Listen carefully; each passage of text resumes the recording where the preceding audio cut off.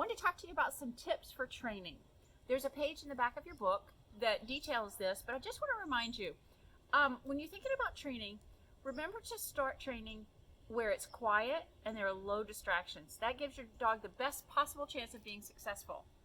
Slowly, as your dog gets better at a behavior you're teaching, whether it's sit, down, or a recall, as your dog gets better, you can add distractions, and you should add distractions because that's life, right?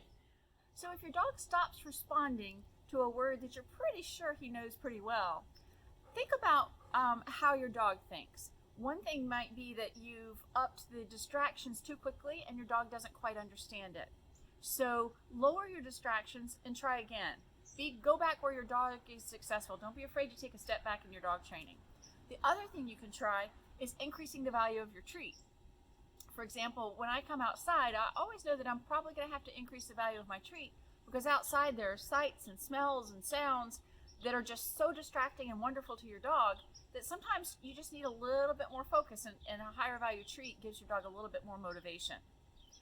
If, for example, you're having trouble with training, switch to something that your dog is really successful at, that you feel good about, and the two of you can do well together.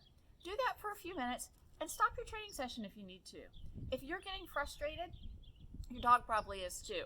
And I don't want training to be frustrating. I want it to be fun for you guys. I want you to look forward to training and having fun with you, fun for you, and fun for your dog.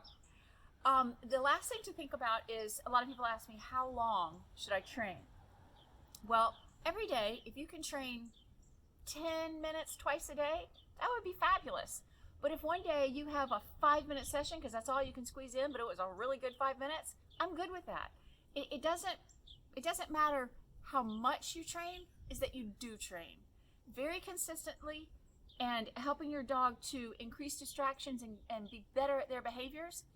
And the way that I teach with my training packages or my classes, for example, I'm going to build on what I taught at the previous lesson, the next lesson. So I need you to be practicing in between every day just a little bit so that we can add on to what we learned last week. And one last thing to remember, I'm your trainer and I'm here to help you. If you've had that bad training session and you don't know what went wrong and you just can't seem to fix it, please let me know. I would be happy to help you with training. Email me, call me, text me. I'm happy to give you some advice and see what we can do to get your training back on track.